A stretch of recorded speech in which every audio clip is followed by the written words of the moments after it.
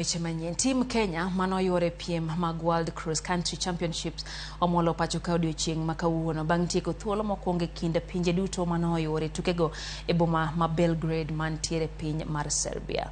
Kenya nosiro loch margi ma higa mokalo e tuke bang' tieko e thuolo mokwongo gi points 119 bang' yudo midila 6 mag gold, 2 mag silver kod midila 3 mag bronze.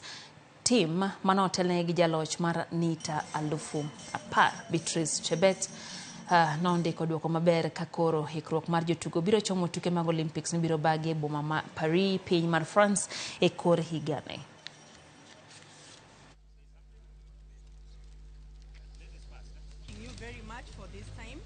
Want to thank you for this opportunity. Being a defending champion, people wanna expect to defend title yako.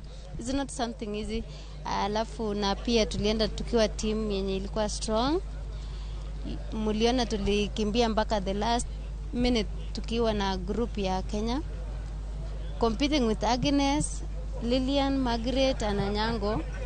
Ilikuwa competition yenye ilikuwa strong sana, but ile focus na determination yenye mtu ako nayo na kuvumilia tu kwa championship ilinifanya win. This is the time that they have arrived home, and we want to welcome them home, having come number 1 in the overall, 6 gold medals. So last year they were number 1 overall. This year they are number 1 overall. So surely we have got every reason to tell them congratulations, to tell them welcome back home, and to maintain that in the future.